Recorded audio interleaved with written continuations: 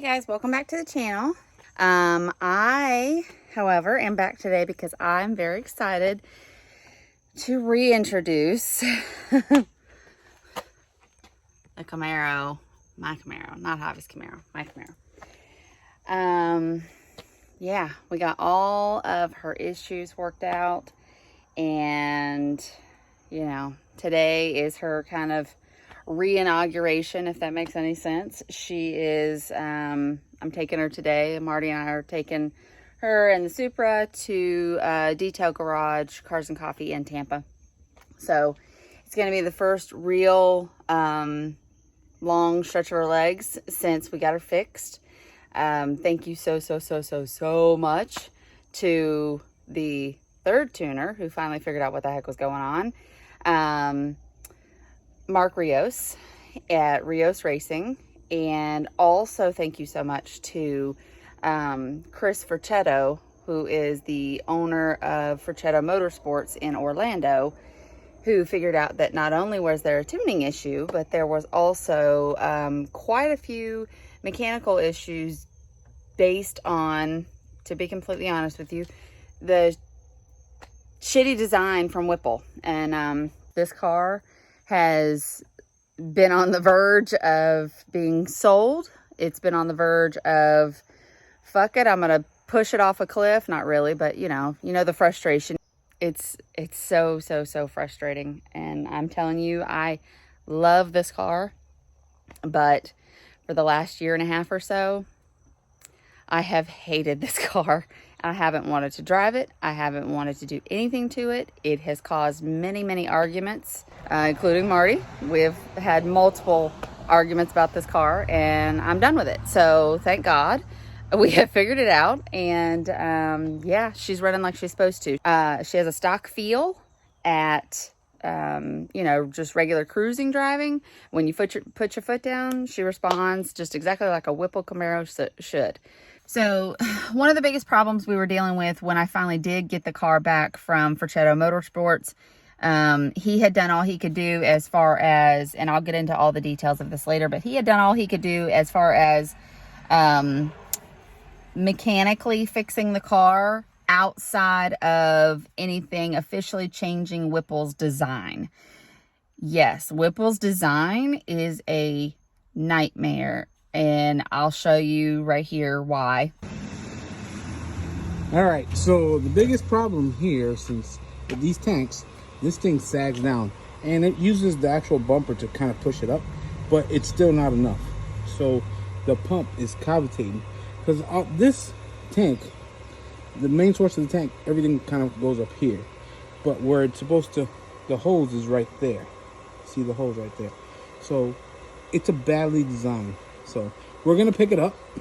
Our plan is to pick it up, and we're actually gonna lift up that end to push the fluid, because the pump is just cavitating the whole time, and it's just a bad design. I don't know, they could have figured out a different way to make this work, but unfortunately, this is the way they did it. I mean, I would have got the fluid out of this end, but that's probably would have fought the bumper. So, and this is a 19. And this was designed in 2016. So, and I don't think they updated it when the new bumpers came out. So we're gonna try to fix it, see if we can make it work. We're gonna add some washers on that end to try to lift up that end, and we're actually gonna put a bracket underneath to get it higher and straight. So yeah, Whipple's design is a nightmare. I contacted Whipple, and they said no, the design works. It's been working for 5 years now, but it's just, totally convenient that recently they changed the whole design for the Gen 5, I think it is, the 3.0 liter blower that they have now. So yeah, they changed the whole design. They don't use that pump anymore. They don't use that tank anymore. They changed the reservoir tank. Obviously, they changed the blower a little. So it's just kind of convenient. And I'm telling you, just as you saw the shape of that tank, there is no way that I'm the only one, or I'm one of the few in 5 years of use of that tank on all the cars that are Whipple Supercharged that have that tank on them, you cannot tell me that I'm the only one who's had those problems. I call bullshit. I call bullshit all day long and twice on Sunday. So, I doubt it. This is the beginning of the problems. Just a shitty design all the way around. I don't care what Whipple says. It's a shitty design. Look at that. I mean, yes, you've got all this fluid here, but it only has this much room to move down to get to here. So, I mean, we've got a significant restriction of flow here. So yeah, I mean, I appreciate Whipple sending me the replacement tank, but it's definitely going to get replaced with something either aftermarket or something custom. So right now, the current what's on the car and is working is only temporary. So the other problem is right down in here. This should be nice and clear, as it appears. I don't know if you guys can tell or not. It appears that it is at the moment.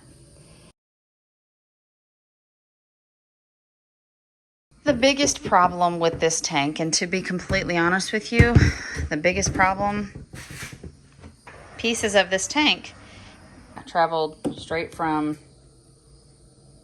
there down straight into here. Well, guess what happens when it gets in there?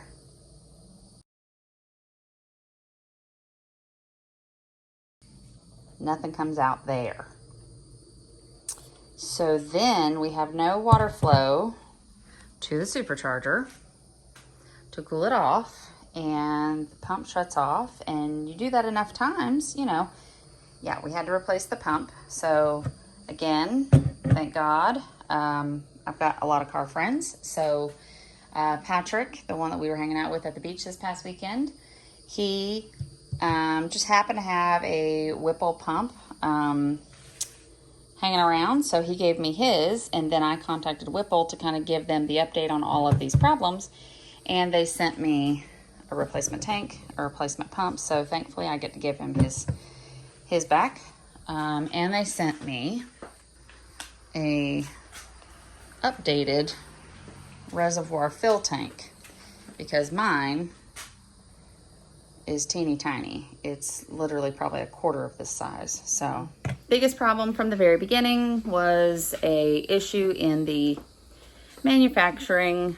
Again, Whipple completely denies that that's the case. Your black plastic that you have built your supercharger reservoir tank with has, you know, got a bunch of pieces of the same black plastic, and there's nowhere else in the entire system that has black plastic.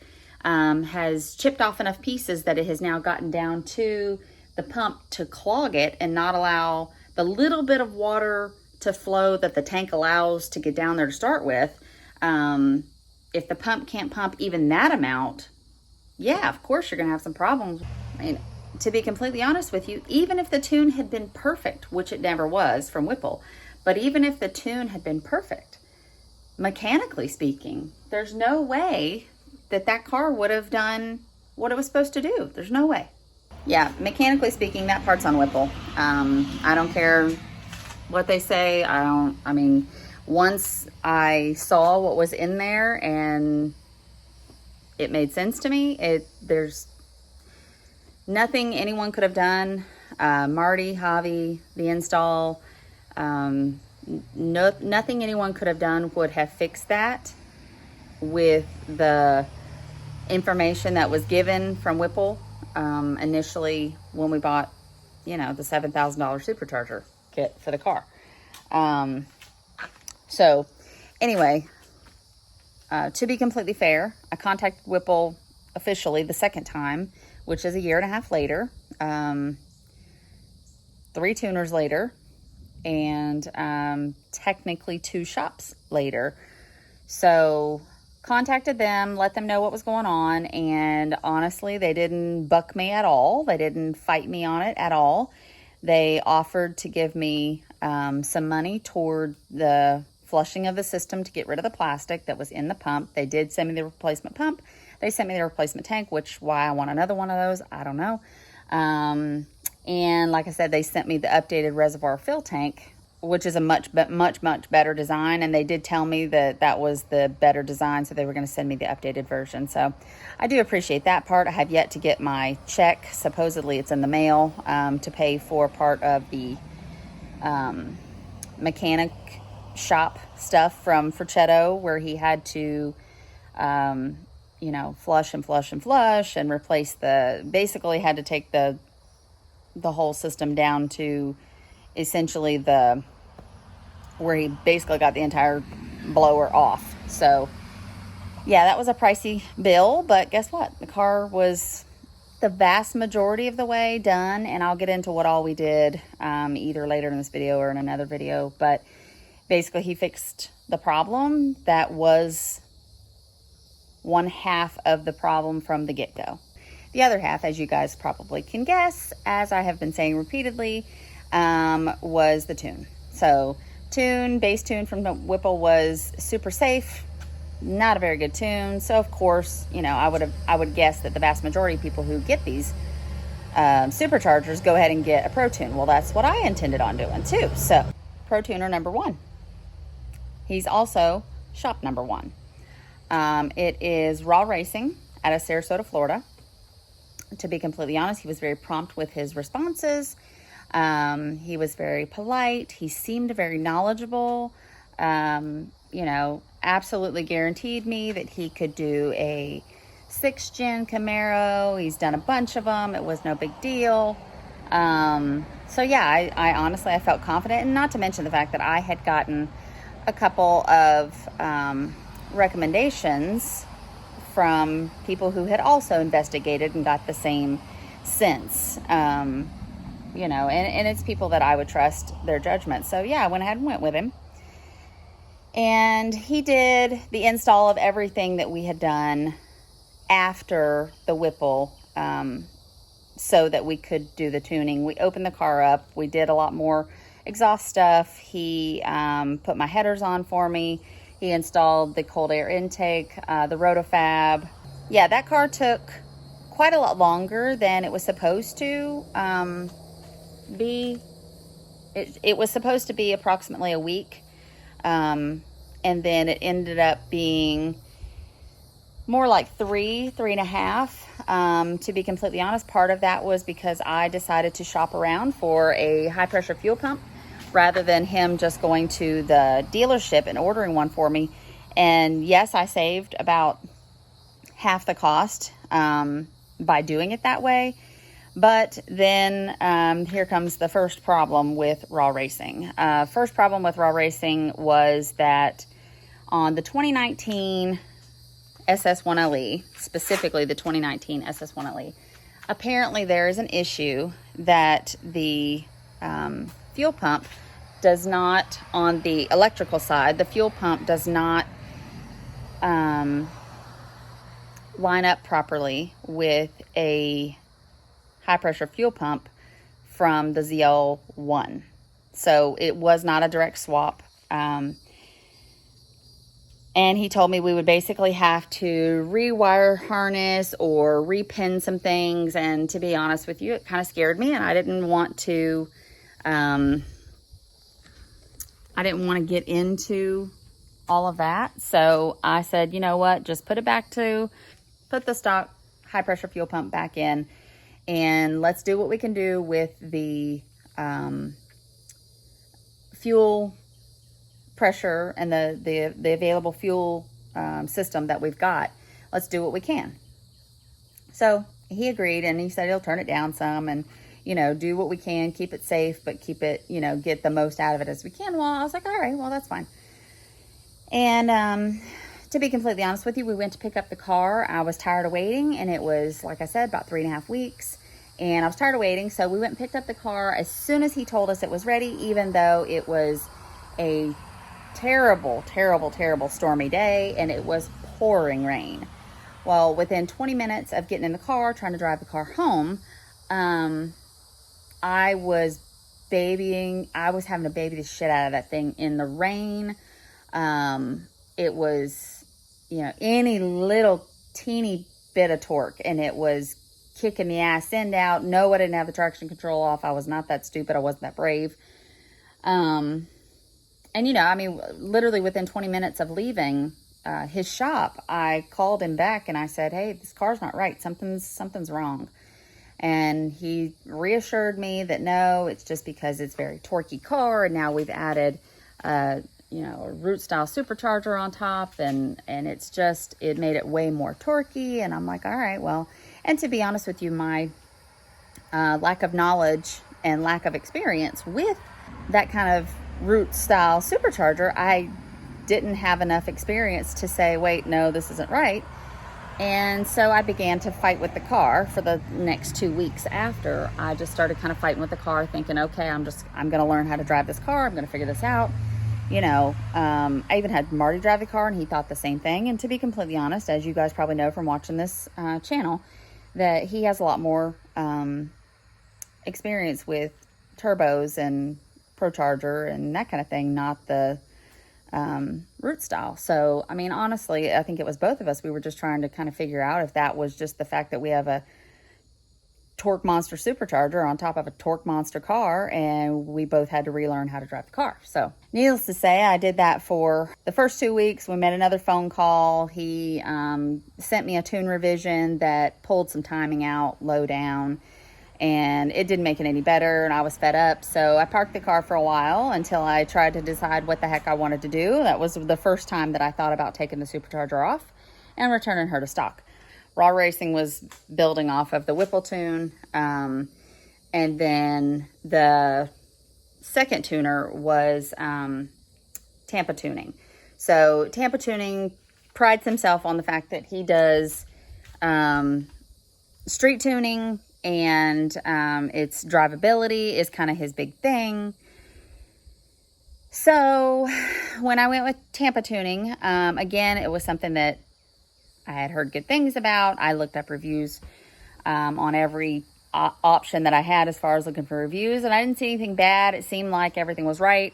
He answered appropriately to all of the questions that I asked. I explained to him what the problem was with Raw Racing, and you know, he assured me that yes, there was quite a few of those that had come from the first tuner to him, and he had been able to fix the issues, and that's exactly what I was reading on all of the reviews that I had looked into. So I thought, okay, here we go. And he was quite a bit cheaper, and you know, which I didn't mind, because you know, I knew there was nothing mechanical that he was doing. It was just kind of supposed to be fixing the tune and fixing the drivability problems that I had. And yeah, I mean, it was during the session that I was over there. I think it was, I don't know, 4 or 5 hours. It was supposed to be an hour and a half to 2 hours. It ended up being 4 or 5.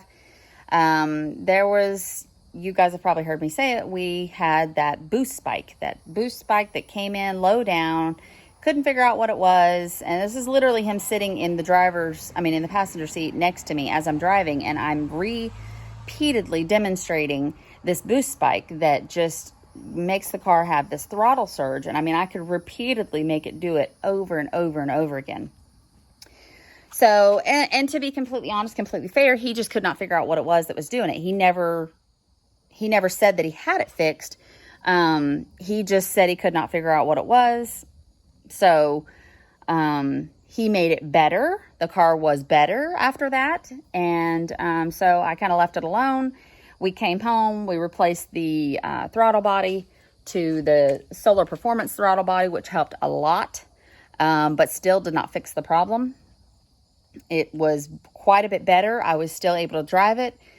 I contacted, Tampa Tuning again, sent him another log with the new throttle body in place, and you know, he basically told me that yeah, it's, you know, car's fine. There's no, I shouldn't have even had to replace the throttle body. That typically makes things worse. So car's fine, but you know, I shouldn't have had to do that. But either way, car's fine. So, as you guys probably have figured out, I have parked the car for a good long time because I'm sick and tired of having my car pissed me off when I'm driving, and then it just makes me angry, and then I want to sell the car, and I want to rip the Whipple off and sell the Whipple. And I mean, I've been down all of those roads, and I was just really, really, really sick of dealing with it. And then, you know, it got to the point where I was driving the Kia every day, and, you know, Marty would come out and he'd say, babe, you got to drive the car. You can't leave the car sitting there that long. And it would infuriate me that, yeah, I would drive the car and I would hate it. I would hate every second of it. So, you know, it got to the point where I was literally, to my wit's end. The whole plan was we were pulling the Whipple off, period. I had already made the final decision. I was done with it. I had already talked to Marty, talked to Javi.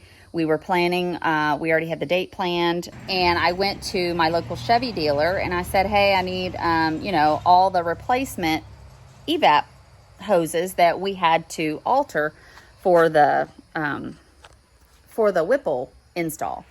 So I went and, you know, another $300-ish. I think it was high 280s, but another almost $300, getting all the replacement hoses and everything just so we could put this car back to stock, using stock parts and not have any other issues once the Whipple was off. So, and I'm sitting there and I'm kind of telling the guy what it's doing. And Billy says, well, you know, I know a guy who is really, really, really, really knowledgeable about 6th gen Camaros, and he races them. He has a shop. If you want to give it one more try, if you don't want to give up on the Whipple just yet. And I said, well, no, I'm sick of it, you know, and I want to get back to enjoying this car. I pay enough money for this car. I love this car since the moment I got it until I put the Whipple on. I just want to be done with it. The longer I'm standing there, I said, you know what, give me his information. I'll talk to him, see what he says. And so Chris Forchetto is, as you guys know, I've said it several times in this video already, he is the one who figured out the real underlying mechanical problem and ultimately fixed the vast majority of it. And then Chris is the one who has now introduced me to Mark Rios Racing. So between the two of them, they were working together. Chris was back and forth with Mark, sending logs after he got the car back up and running again. Sending logs. Well, in the logs, the ultimate problem was car was running great on the dyno, and we actually got some dyno numbers, which I'll show you guys right here. Chris was able to get the car running again, and then between Chris and Mark, you know, just communicating with the car on the dyno, they were able to get the car, honestly, they got the car up 100 horsepower from the way it rolled in. But you can tell how ugly of a power curve it had when it went in there. Well, that's exactly what I was complaining about most recently prior to taking it to Chris, was just that, I mean, first gear, second gear, third gear, it'd feel okay. You could tell that it had some power, but then fourth gear, when you're heavy on the throttle or even wide open throttle, it would break up like it wasn't getting enough gas or enough air or something. So, and that's exactly what he was able to catch on the dyno, is that, well, you saw where it had that big dip in the dyno, in the power curve. It had a huge dip, and that's exactly what it was doing for him too. It was breaking up. Got the power curve looking beautiful. Figured out what the problem was. Got it all cleaned out. Got all the junk out of the system, and the ultimate problem that I ended up bringing the car home 90% done from Chris Forchetto was we had this trouble with IATs. So IATs just kept climbing. We couldn't really figure out what the problem was. And that's when, after several days of Chris trying to figure out what the problem was, knowing we had just replaced the water pump, the water pump. So knowing that we had just replaced that, or he had just replaced that, I guess I should say, because I didn't do shit other than give him the okay to do so. But knowing that he had just done that, he knew there wasn't an issue there, so he couldn't understand why the IATs were still climbing. Well, bumper came back off again. I think it came off 3 or 4 times while it was there with him. And that's when they figured out the cavitation issue, that the pump, because of the shape of the tank, it was not allowing coolant to get pumped through continuously like it's supposed to. So And just FYI, Whipple has now also acknowledged that they have also changed out the pump because that wasn't a very good pump. So they've now gone from the Veramax pump that I currently have that came with my kit. They've bumped it up to a stronger Bausch pump. So anyway, clearly also another issue. Yeah, so the tank was not giving enough flow to continue the pump flowing like it's supposed to, and so it would cavitate. So, it's Facetto video time. Back to Whipple. Wonderful, wonderful, wonderful products they make. So this is the piece of crap tank in the front, and the pump's running, right? What we're gonna do, we're gonna back up a little bit and see. Oh, you can't back up on video, so. Eddie, push down the tank just a little bit.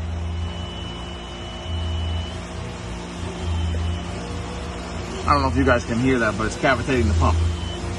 So basically, this good old tank right here is filled with water, has to go back and feed the pump from there.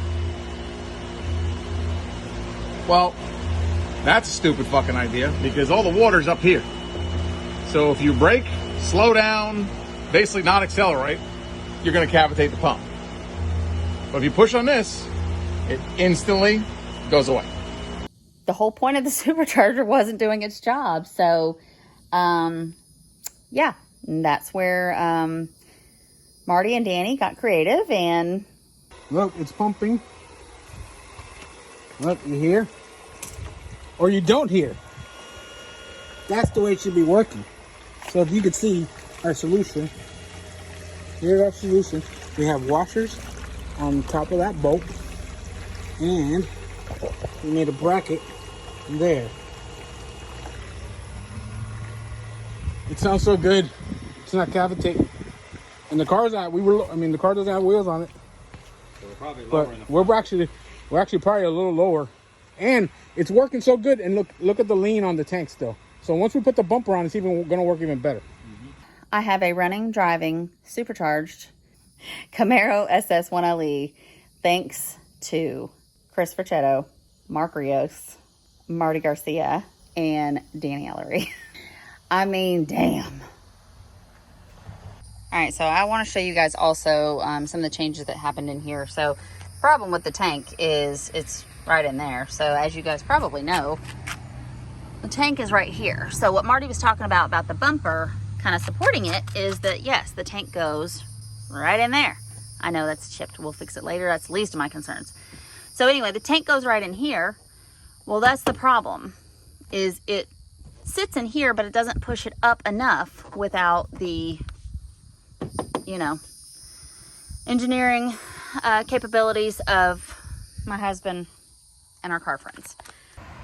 All right, so with that being said, yes, this is indeed a temporary plan. It will work for now. The car is safe. I can have fun with her. I can drive her. But yes, that is a temporary plan. The ultimate fix for what I need to do, I am still talking with Mark Rios, and basically I still have a little bit of issues on the IATs. Nothing major, nothing dangerous. The car's safe to drive. We did upgrade when I had the car at, I keep saying I didn't do shit. I just said, yes, do it. And then I paid for it at the end. So anyway, we, at, when the car was at, Fertetto Motorsports, the, high pressure fuel pump got upgraded. Lo and behold, how easy that was. And all it was is there is an adapter harness. And so it was very simple. He went ahead and did it since we had the blower lid off and we had easy access to it. Again, I'm saying I didn't do shit. He went ahead and had easy access, or did it while he had easy access to the area that he needed to. And so we also upgraded to the injectors, the LT4 injectors. We had the high pressure fuel pump upgraded according to the most recent dyno that was done there at Ferchetto. The car should be in the area of low 600s, and honestly, that's kind of where I wanted her anyway. I didn't really necessarily want to go much beyond that. 650 was kind of my hard limit as far as wheel horsepower. And I think it was 617 or something at that time. And we've dialed her in a little bit more since then, doing remote tuning with Mark and I.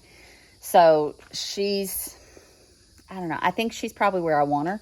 She's very fun. Now I just got to get her to cool off so that she doesn't have so much heat soak. So what I have done for that is I have ordered a much, much better pump that Mark had recommended. Anyway, that's on the way. It should be here in a week or two. And I also have ordered a upgraded heat exchanger from the one that Whipple supplied, which is kind of puny. So we've ordered a bigger, better. You know, bigger's always better. That's the lowdown on all the shit I've had to go through. And when I say I mean, of course, everyone who's been dealing with this crap with me, which of course, as you guys know, has been Marty Garcia for sure. He's been on more than one occasion been ready to burn that car to the ground. So anyway, she's basically been completely revamped, and we got all of the nonsense that was put in there from the garbage from Whipple, honestly, the vast majority of it all kind of comes back to Whipple as far as the quality of stuff. But yeah, tune is completely different. The car is night and day as to how it was. It's ridiculous. I cannot stress that enough. I'm literally driving it every single day, and I'm actually about to go take it here in just a little while. And just because I need to go to the store, so I said, we're going to take the Camaro. So I'm basically kind of making up for all of the driving I did not do because I hated her so much. Now I freaking love her, and I'm driving her everywhere I possibly can. So I'm very happy to announce that she is much, much better. She's back how she's supposed to have been for the last year and a half, and the supercharger's not going anywhere. So, I have the only other thing I have to order that I have not ordered yet for her is we have to figure out some kind of tank as far as something better than that plastic garbage that Whipple sent. I want something probably aluminum.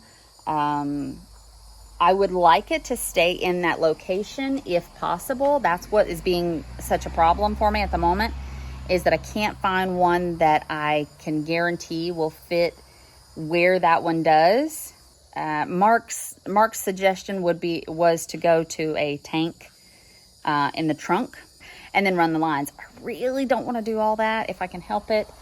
I really, really, really don't want to do all that if I can help it. I would like to not have to put any more holes in her or anything that I absolutely have to. So if you guys have any ideas on a tank that's approximately a 2.5 gallon tank that will fit in the bumper of a 2019 SS, I'm open to ideas. So let me know what you think. And because I found one that's from Lingenfelter. It's like $700 for the freaking tank alone. But it's the closest thing that I have found that's similar to what I'm wanting. But if that's what I have to do, then I will go to the trunk. But I really don't want to, because I'm sure most of you that are watching this know my battery's back there, my ECU's back there. I really, really, really, really, really don't want to have to move all that stuff and then also route lines, and I really don't want to do that. As I've said the whole time, she's not a full race car. She's just a fun, fast car. That's the intent anyway. So, yeah. Let me know what you guys think about the car. Let me know what you think about the whole process, the whole shit show that I've had to go through to get this thing back to the way it should have been from the very beginning. And absolutely, if ever you get the chance, hit up Fortretto Motorsports. Chris is the owner. Eddie is his, I don't know if he's his partner. I don't know exactly what the business partner, I guess I should say. I don't know exactly what the titles are over there. I know Chris is the owner. So Eddie is extremely knowledgeable. He was very, very helpful in everything, very communicative to both me and Marty, so that we kind of knew what was going on, and kind of kept all of us in the loop. Chris and Eddie both did. So, and God knows, if you have any need for a 6th gen Camaro or a CTSV, because Mark also does those too, tuning on any of those kind of cars, the newer GM vehicles, please, please, please don't hesitate to hit up Mark Rios at Rios Racing. I'm going to put everybody's information down at the bottom so that you guys have access to them. You know, that's that. I finally got what I wanted, and we're still kind of dialing around a little bit, but for the vast majority, she's where she needs to be. She's where she should have been, and I'm so fucking excited. So now I get to share her with you guys a little bit more. And yeah, you'll start seeing some draggy stuff. I will be, as soon as it cools down some, because clearly I have issues with IATs a little bit still. As soon as it cools down some, we will go to take her to the track. I hope you guys enjoy this video, and I hope you enjoy finally getting an update. By all means, feel free to ask me whatever questions you'd like, as far as tuning or the process or whatever. And I will give you the absolute most honest answer I possibly can. That's all I can do. So, yeah. Hope you guys enjoyed this video. And if you haven't already, make sure you give us a like, subscribe, comment. And, yeah, let me know what you think. Bye.